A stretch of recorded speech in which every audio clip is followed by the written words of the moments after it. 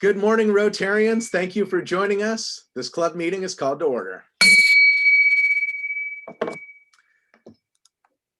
So shortly, I'll be sharing my screen and leading us through another fun presentation to direct the conversation. Periodically, I'll bring my screen sharing down so we can see each other's beautiful and friendly faces and have more dialogue. Family and friends are always welcome to attend our club meetings, so don't hesitate to invite someone like maybe your favorite cake decorator. Feel free to speak out as you would in an in-person meeting, but if you're not using your microphone, be sure to put yourself on mute, or maybe I'll do it at the cost of a club fine. And here we go. Welcome everybody to the Fortuna Sunrise Rotary Club meeting for February 17th, 2021, and that is volume 33 of my presidential year. We have an outstanding Rotary Club, and I am so thankful to be a part of it. And at this time, I'll introduce any guests we have this morning. Looks like we have Tony Wallin this morning joining us, and he's also our presenter. Hello, Tony. Thanks for being here. Thank you. Good morning, everyone. Cool. And let's see. I think everybody else are awesome club members. Yes, yes, yes. So back to it. So typically at this time we'd be doing a flag salute, but since the meeting's virtual and it's so darn hard to get the synchronicity of all talking in unison, why not an American history lesson? Did you know that on this day, February 17th in 1911, the first electric self-start was installed in the Cadillac by GM?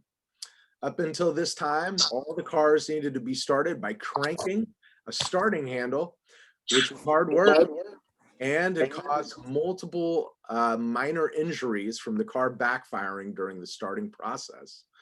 So big improvement there. And in 1933, after many years of prohibition in the United States, the Senate passed the Blaine Act, which would signal the end of prohibition after many dry years. So if you do imbibe, might as well have a drink. All right. That was today in 1933. Inspirational message. What counts in life is not the mere fact that we live. It is the difference we have made to the lives of others that will determine the significance of the life we lead. Cool. And hey, let's zoom in on that. And our four-way test this morning, we're going to pass it over to Heather Kelly. Heather? The four-way test of the things we think, say, or do. Is it the truth? Is it fair to all concerned? Will it build goodwill and better friendships? And will it be beneficial to all concerned? Yeah, all right. Thank you, Heather. Let's see here. So announcements, we've got our district training assembly. That is April 16th and 17th, Friday and Saturday. It costs $50, but our club will recoup the cost. So you sign up for it, pay, and then we cut you a check for $50. I believe is how that works. But Banker Bob may have, just give me a nod if that's true. That's super close. Okay. Do a screenshot or send me whatever email receipt you get, and when I get that, I'll use that for my receipt to cut you a check. Beautiful. Or give you a credit against your dues, whichever you want. Awesome. Okay. And also the district will send you a link to sign up, so don't worry about it. They'll send it to you in the email. And I hear at this district training assembly, there's a how to wear a sweater vest, so it can be more like Ross. Is that true? Well, I'm leading the seminar, so I'd like everybody to join, please. Okay. There you have it. More motivation to join the district training assembly, and just meet other Rotarians that are passionate about aspects of Rotary that you are. Learn a little bit more about things you're fuzzy about. It's a great way to get together. Hey, Simon. Yes, sir. I want to say something about the $50. Yeah. One of the questions that came up was, since we're having this as a virtual training assembly, what's the $50 for? Since in the past, the $50 has gone through to either certain outside Rotarian speakers or venue or meals or something like that. I'm going to be finding out from Dustin Littlefield, who's the district governor-elect, since he's in charge of training right now, to what that's going for.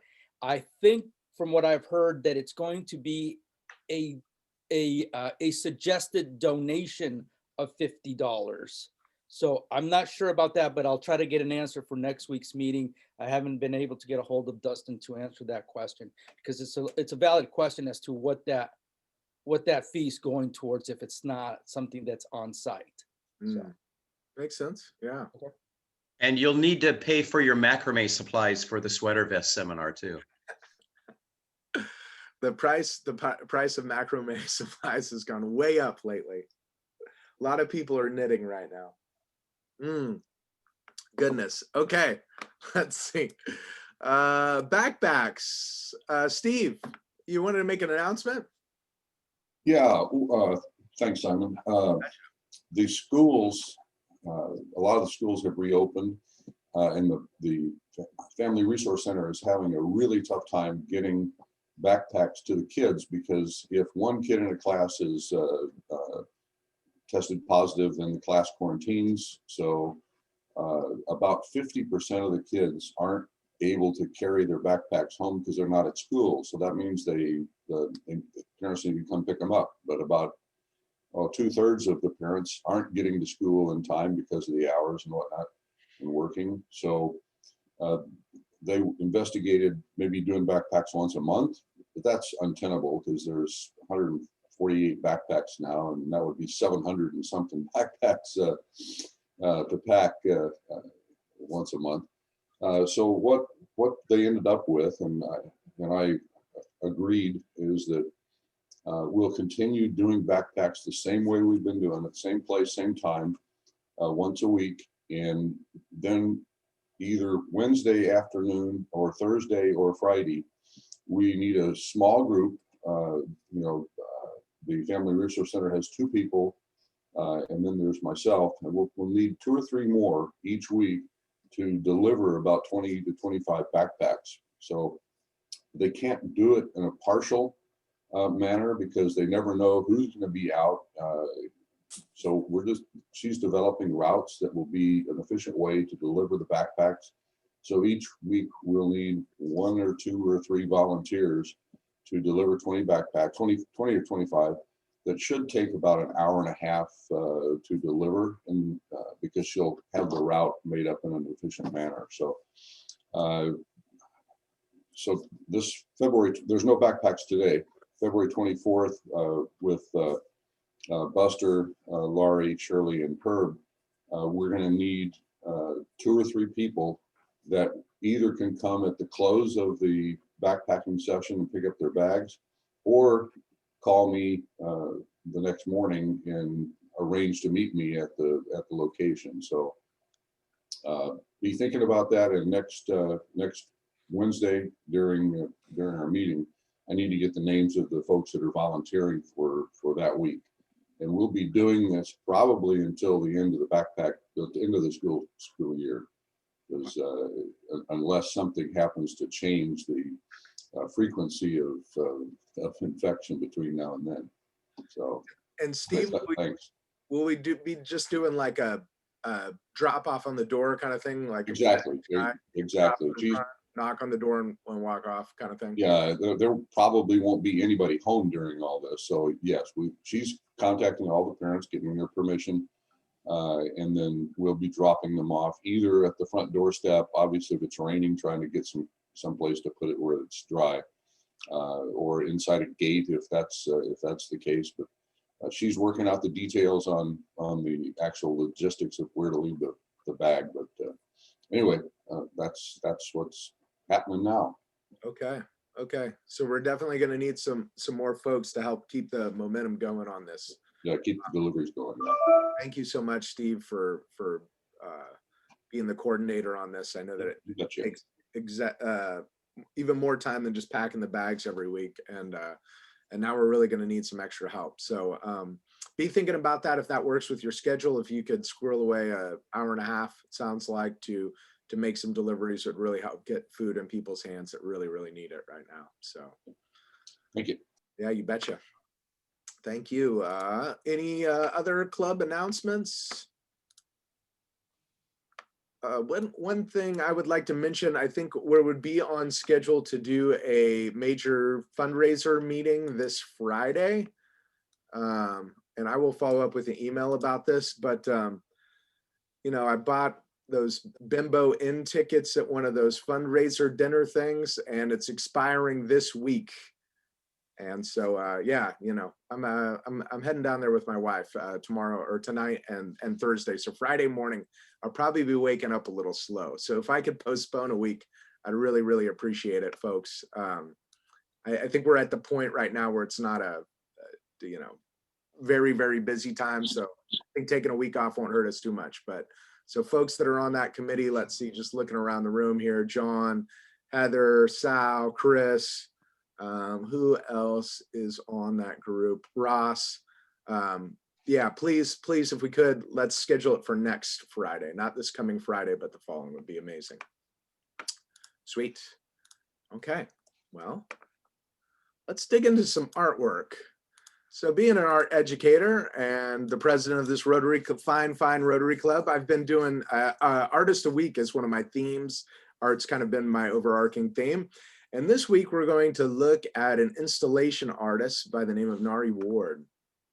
So let's, here's a wonderful photo of him. Let's dig a little deeper and take a look at some of his work. So he was born in 1963 in St. Andrew, Jamaica, and now he lives in New York, and that's where he works out of as well. And he's known for his sculptural installations composed of discarded material found and collected in his neighborhood. He has repurposed objects such as strollers, shopping carts, bottles, doors, television sets, cash registers, and shoelaces, among other materials.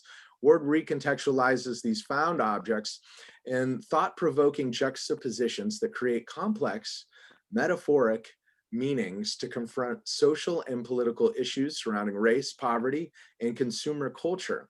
He intentionally leaves the meaning of his work open. So this will be good for whoever I call on this morning. Open interpretation. He allows the viewer to provide his or her or their own interpretation. And here we've got some examples of his work. I really, really love this piece on the right. And hey, it's got red in it, surprise, but the Apollo sign, right? But the A and the O at the end, beginning and end respectively are churned off. So it just says pole, right? And here's this pole in the middle of kind of a mucky, dirty field. And you can see a little bit of the reflection of the lighted sign there. And working as a sign painter for about 6 years is my first art career. I love anything with letters and signs and stuff. So beautiful piece. And then you've got some of his more sculptural installation pieces here. We've got the shopping cart with gosh, it almost looks like a morphed crab basket that's melting or something like that. And then these wonderful balls of, I don't even know it. It looks like wood, or so anybody could tell me what material that is. I'd be really curious about that. And that was from an installation he had called We the People. And you can see that in the back. It's done with little strings in the far back of the left-hand side piece there. Beautiful, beautiful stuff. All right, let's dig a little deeper. So one of his most iconic works is called Amazing Grace, and it was produced as a part of his 1993 residency at the Studio Museum in Harlem in a response to the AIDS crisis and the drug epidemic of the early 1990s. For this large-scale installation, Ward gathered more than 365 discarded baby strollers, commonly used by the homeless population in Harlem to transport their belongings, which he bound with twisted fire hoses in an abandoned fire station in Harlem. Echoing through the space was the audio recording of gospel singer Mahalia Jackson's Amazing Grace on repeat. The lyrics speak about redemption and change, generating optimism and a sense of hope. As with most of his work, this installation explored themes informed by the materials, community, and location in which Ward was working.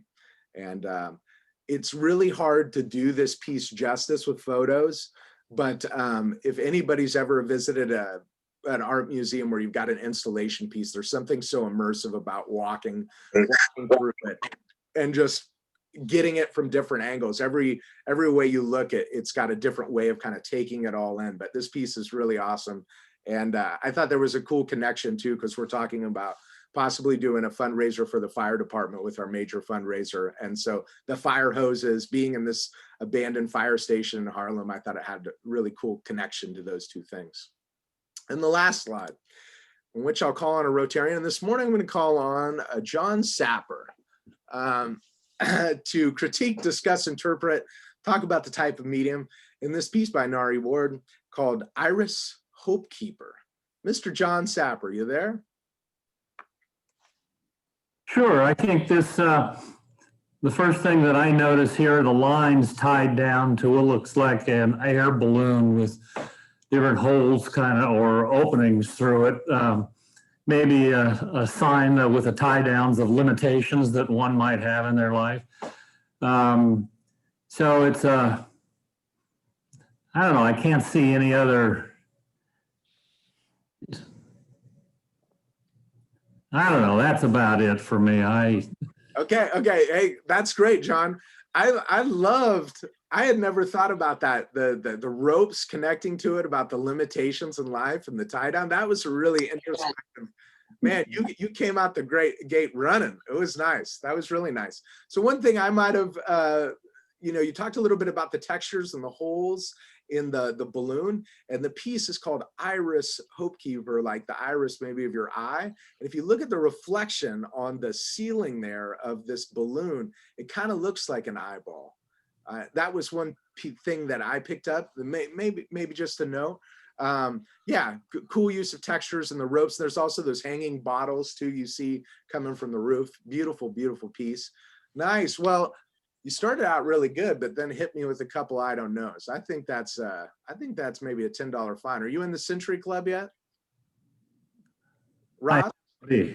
Ross is checking the tallies right now. It's got to go deep. It's all paper these days. He's good? All right, $10. John, can you handle that? No, he's in the Century Club. Oh, he's in the Century Club. Who do you want to pass it on to, John? Oh, who would be appreciative of it? Oh, that's a good question. Nearly everyone. Ross, who's low on the totem pole? How about that? Who's got a long ways to go? Throw out a couple names here. Oh, I would say someone who's here at the meeting. I would say Heather Kelly could use a little inspiration. Well, Heather, how does $10 inspiration sound? I love inspiration. Awesome. Thank you, Heather. You can drop off the check while you pick up your blue badge. Okay. There you go. Oh, goodness. All right. Well, thank you so much for playing the game and looking at some art with me. Every week I've been drawing members of our clubs and talking a bit about them, or off and on every week. Sometimes I do some more humorous recognitions, and sometimes they're shorter, sometimes they're a little bit longer. And today I've only got one, but this is definitely more on the humor tip, and I'm kind of re-recognizing somebody. Did you know well, I don't know, four-way test here, is it the truth? I came across this on the internet, and one of our members, did they ever have a jazz sax career? Anybody ever heard the album Breathless by Kenny H there? Ken Houtby, what do you have to say for yourself? Look at this hair, buddy. Goodness gracious. You play the saxophone ever? Any instruments? Far from it. I used to play the cello. The cello. Wow. Goodness. Hey, hot dog. That's what I look like in college. And that's what you look like in college. Look at that. He looks like Yo-Yo Ma now. Hey, I went to school with Weird Al Yankovic, so I don't know what you guys are talking about. Hey, that's hair is very Weird Al here. Goodness. Ken, this is just, your face just fit right into Kenny G's head so well. Oh, best for you. I did this in like the 2 minutes before the club meeting started this morning, and I was trying not to chuckle too hard when I was doing it. Ken, I think you're outstanding. It was kind of a change from the norm. Usually Ken shows up the earliest to the meeting, so we get a little talk. Scott Downey beat him to the punch this morning. But it's always good hearing your take on everything and your sense of humor. I love it. It's dry, it's sharp, it's witty. You're an awesome dude. And a cello player. Who would have thought, huh? Goodness. Well, I'm going to hit you with a $5 fine for this brilliant photoshopping here. All right. All right. Thank you, sir. Let's keep on going, shall we? Hey, I'm going to pass it over to our program chair, Aaron Dunn, to introduce this week's program. Excellent. Thank you, President Simon. I want to introduce our program today, Tony Wallin. And I had a chance to sit in on a meeting where he was speaking a few months ago and knew immediately that I wanted him to come speak to our Rotary Club if he was available, and he is. And so I am remiss in not having an actual bio to introduce you, Tony, but I'm going to let you do that so you can fill us in a little bit on your background and then tell us about the program Project Rebound. And thank you so much for being here this morning. Thank you so much. Good morning, everybody. It's a pleasure to be here. Yeah, my name is Tony. I am the programs coordinator for Project Rebound at Humboldt State University. It's pretty perfect that you start off the meeting with Nelson Mandela, right? He spent 27 years in prison, and he has a quote that I like to think about often is, education is the most powerful weapon we have at bringing change to the world. And our program is solely for formerly incarcerated students. I myself am formerly incarcerated. I transferred up to Humboldt State about 3 years ago. And I was looking for resources for formerly incarcerated students, and I didn't find any. And I was working as a journalist at the time, and I decided, well, I'm gonna write a story about it. And I ended up meeting people on campus who basically persuaded me, hey, you should start something up on campus. And I was like, oh no, I'm not gonna do that. I'm a student, I'm a journalist, that's not like my forte. And then a week later, I talked to another professor, and I was completely convinced. I was like, okay, I guess I'll start this. And so I started the first formerly incarcerated students club at HSU. And for about a year, it was me just kind of talking within the community, on campus, trying to find other people with the experience that I had. And a year in, just started getting a lot more students, seeing a lot more students who are also experiencing, being on campus and not revealing that they've been formerly incarcerated. They were struggling, and we had this support system finally. And so we met every Friday, and we were just kind of had each other's back and helped each other through the semesters. And about a year and a half in, there's a program called Project Rebound that started in San Francisco back in 1967. A man named John Irwin, he did prison time in the 50s, and he took a correspondence class. His first, he dropped out of, I think, 9th grade, and he was sitting in Soledad prison in this correspondence class, and something sparked for him. When he got out, he immediately went back to school in LA, got his doctorate in San Francisco State University, and became a sociology professor. And from there, he started seeing other students who were also incarcerated, had no resources. So he decided through the sociology department to start Project Rebound. And then, about 40 years later, at that time, we had prisons that were 137% over capacity. When I was incarcerated, you see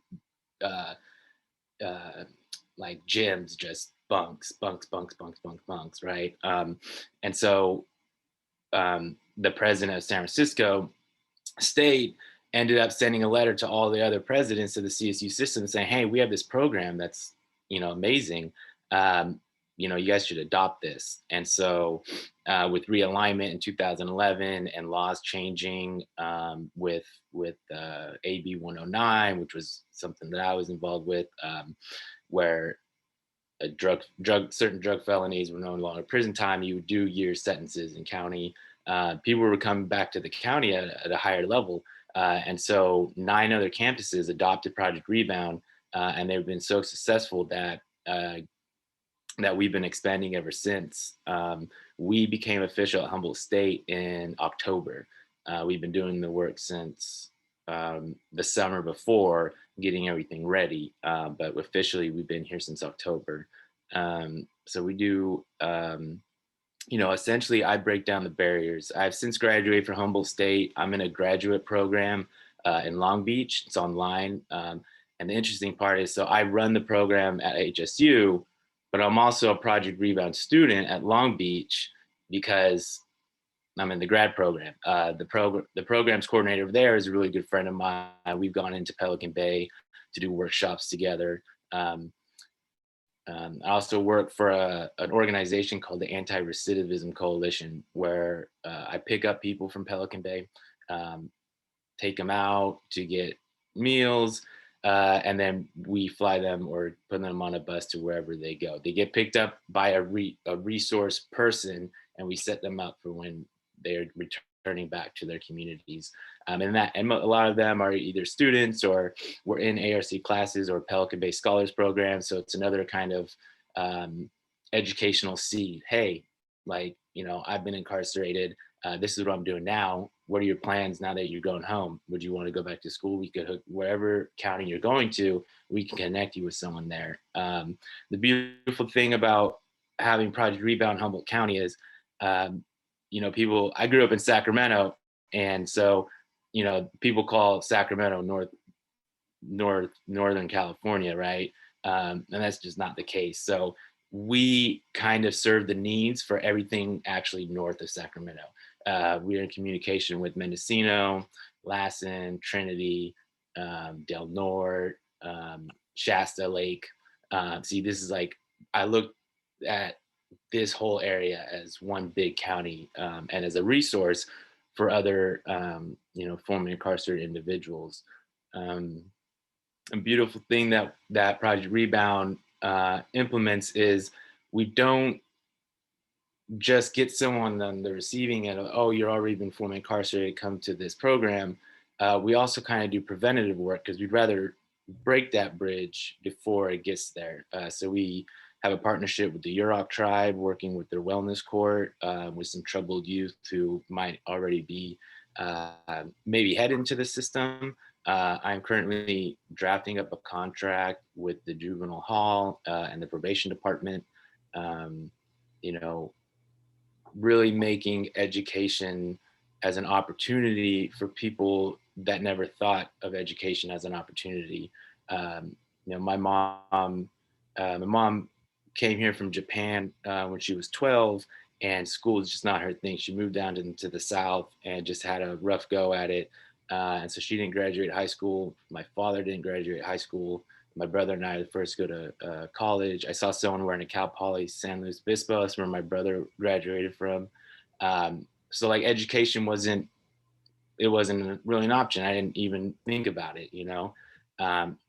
and it really set me on a path to where I am today. And we're just a big support system that act as a big family.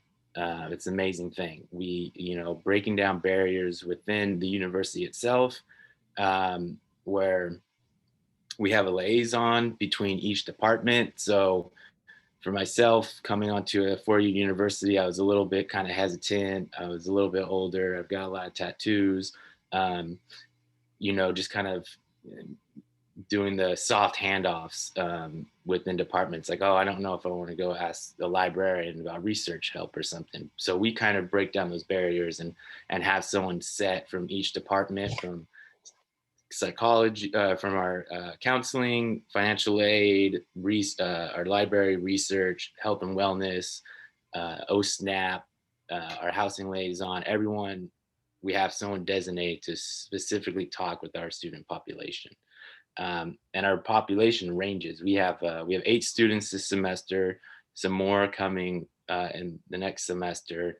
And from we have 2 former lifers who thought they were going to spend the rest of their lives in prison. I actually wrote a parole recommendation for one of them. His sentence got commuted. And they're both students. One's a psychology professor or psychology student, and one's in the social work, who actually currently runs classes in Pelican Bay. And then we have, someone who spent a week in jail, but was always getting in trouble down in the Bay Area, and he found his home with us. And so we're a very diverse group. And, we probably talk every day. We have a group chat going on all the time, checking in on each other, just an all around kind of complete support system.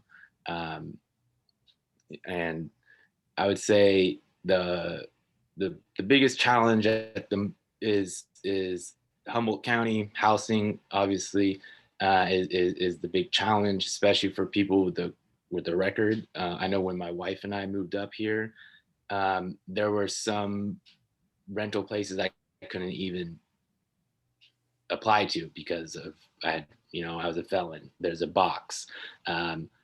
So that's actually one of the next things that we're working on. We've already banned the box in employment, also at CSU hiring, and so hopefully housing as well.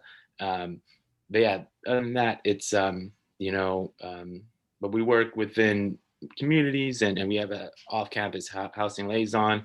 But just really excited to be sharing this program with you, because this is, I live and breathe this. I've been in those shoes, and I didn't get to where I'm at today, obviously by myself. I saw someone before me who had, I was living in a halfway house that was recently released, and someone who was on parole was actually going back to school in Santa Rosa. And when I went and I was looking for things to do, I needed to change my life.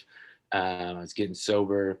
And I just followed his footsteps. And when I got on campus, I just followed the next person and the next person. And I hope to do that for other people as well.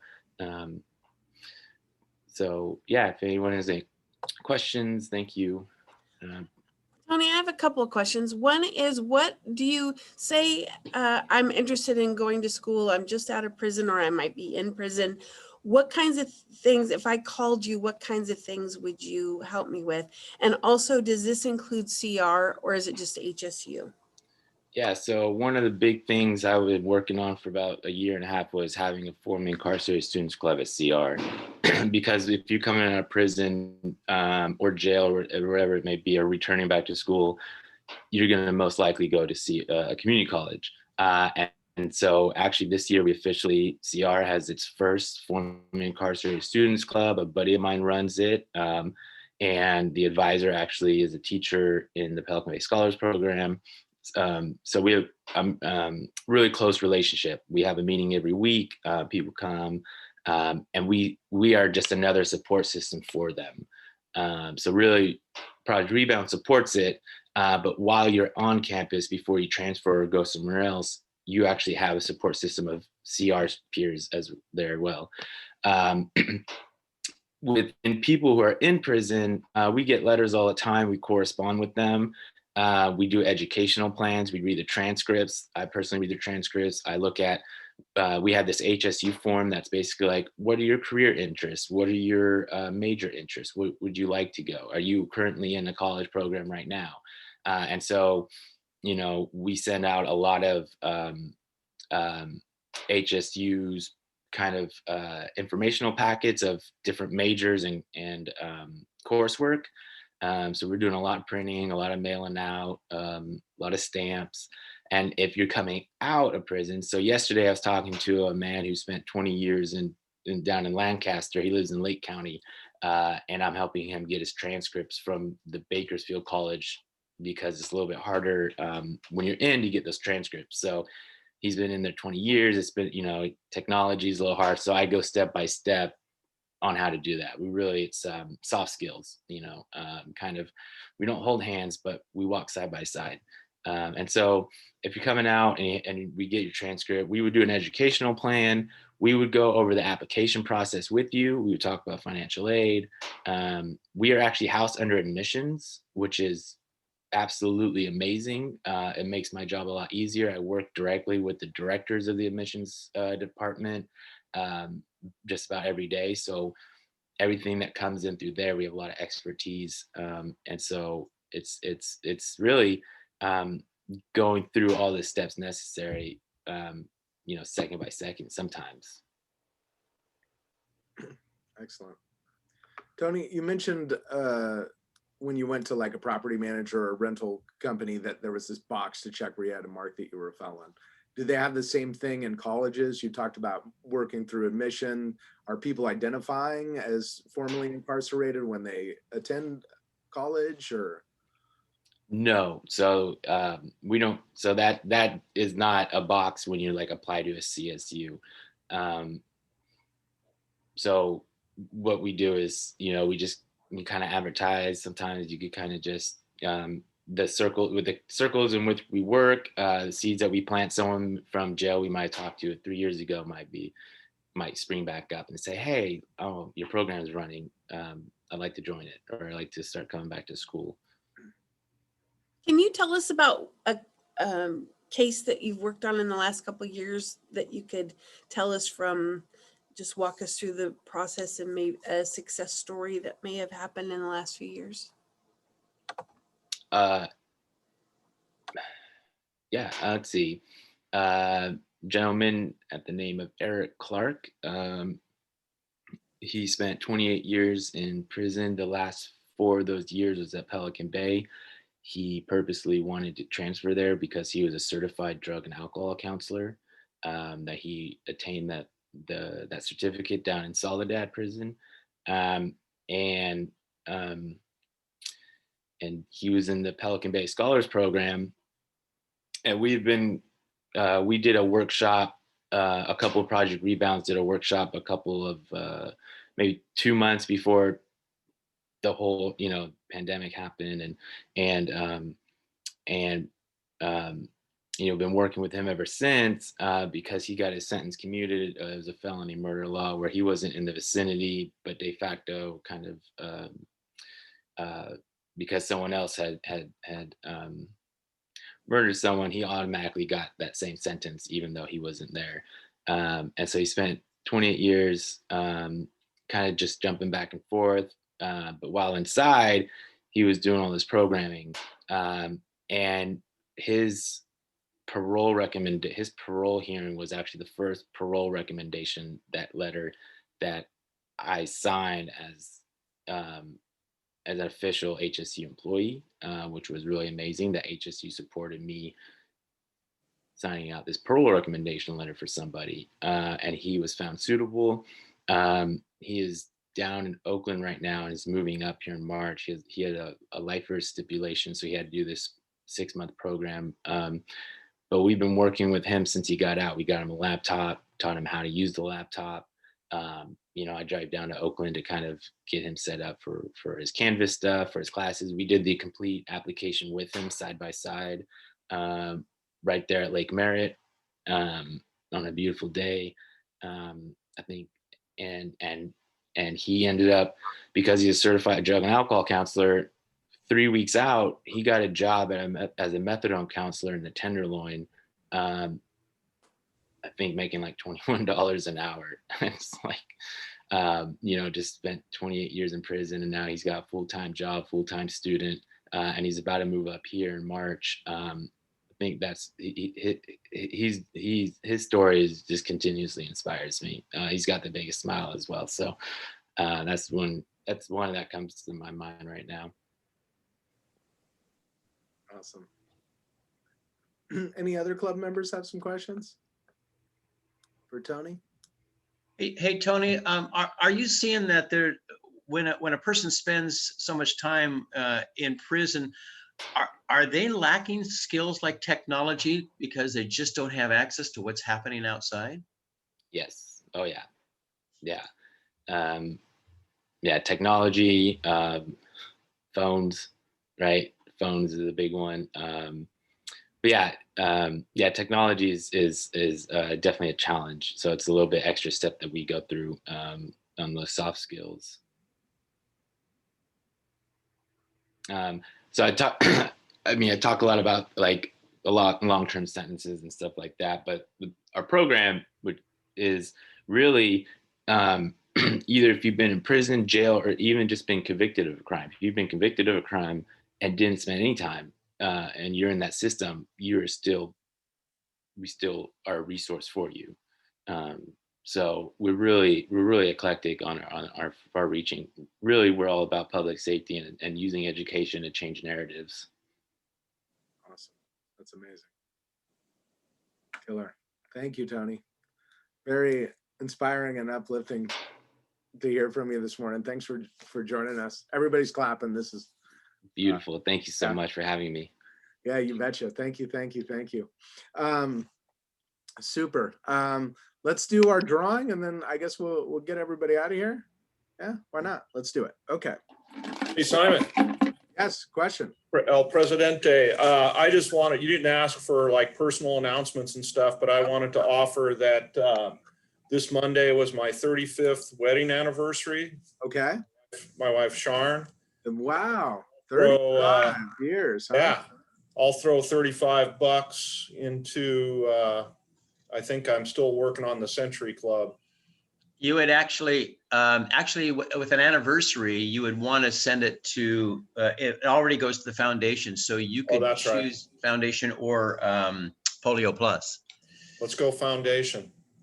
Hot dog. Thank you, Sal. And he's already in the Century Club, is what you said there, Ross. Anybody else? I see Greg Martin got his hand up. Yeah. I'd like to pay $1 to just give Heck the privilege of making a comment. Okay, a dollar. $1. Heck's got to make a comment. What the heck? Heck. Well, you know, Heck Wood is at $90. If you said, hey, if he did 10, he would be in the Century Club. Whoa. Heck, what do you have to say for yourself, man? I'm wondering what comment Greg would like me to say. I can't read your mind. What did you do for your wife for Valentine's? Did you take her on a trip? Ooh. Oh. Ooh. Heckwood, you romantic man. You what happened? Oh, you want details, huh? I mean, what? I mean, it sounds like Dr. Gray. No. You know, you can't pick your family and you can't pick your neighbors. There you go. That's right. Well, in full confession, we are on vacation right now. If you can't tell by the background. Yesterday we picked up crab sandwiches at Bodega Bay and went to Point Reyes and the lighthouse. So we're working our way down Highway 1 in the travel trailer. So we've been RVing in the Northern California Highway 1 coast. Awesome. Beautiful drive. Very curvy, but beautiful. It's very curvy. Yes. Oh, wow. Well, what do you think, Heck? I mean, there was... Well, I think Greg's been doing a great job of taking care of the yard and the neighborhood and making sure all is well back there in Fortuna. So well done, Greg. Well, I meant, how much are you going to pony up for that wonderful vacation you're on right now? Well, I was so confused by what you meant. I apologize. He wasn't confused. Well, neither am I. I'm trying to get you there. What do you think? $10? Do you think you can do it? Nah, that'd be fine. That's about a half a cent a mile. There we go. Half a cent a mile.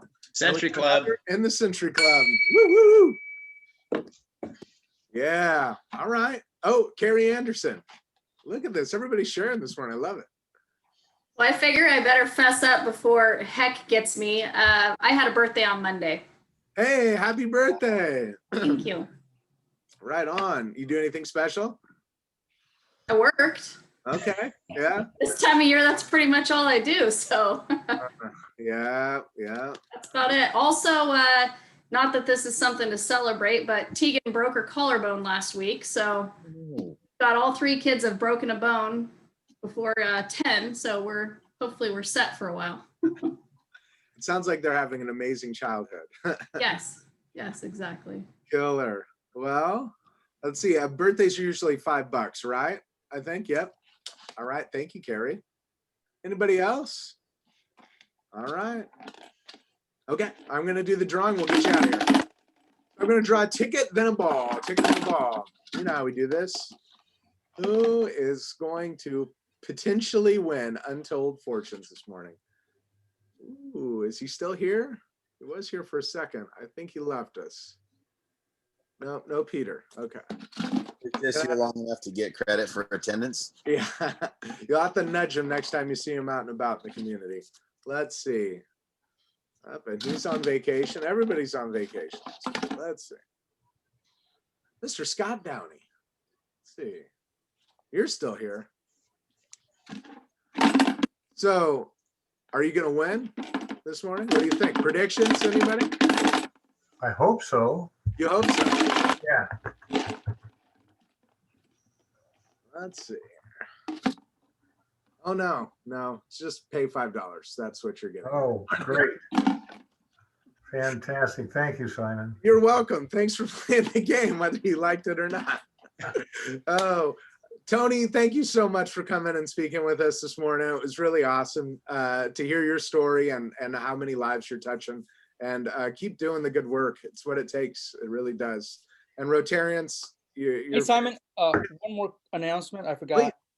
Yeah, so I sent Simon an email to distribute, but if he hasn't gotten to it yet, Arcata Sunrise is celebrating its 29th charter anniversary on Friday morning at 7 a.m. And they got some special things going on, but the special speaker is Holger Knack, who is our Rotary International president, the current one. President Maggie Kraft was able to somehow get him to come and speak to her club. So if you're interested in attending the meeting at 7 a.m. on this Friday, the 19th, Simon, if you could distribute that email, it will have Maggie Kraft's email address. And if you can RSVP by tonight, she will send you a special link. It's not the regular Zoom link that they use for their usual Friday night meetings. She had to go to another platform to set it up because of the high number of attendance. So again, that's Friday at 7 a.m. for Arcata Sunrise's 29th anniversary celebration with RI President Holger Knack. Thanks. You betcha. Thank you, Frank. And I will send that out to the club members here in the next 5 minutes. Super. Any other announcements before we go? Cool. All right. Once again, thank you, Tony. Thank you, club members, for being so awesome and inspiring. Have a wonderful Rotary Day, and we'll see you next time. This club meeting is adjourned.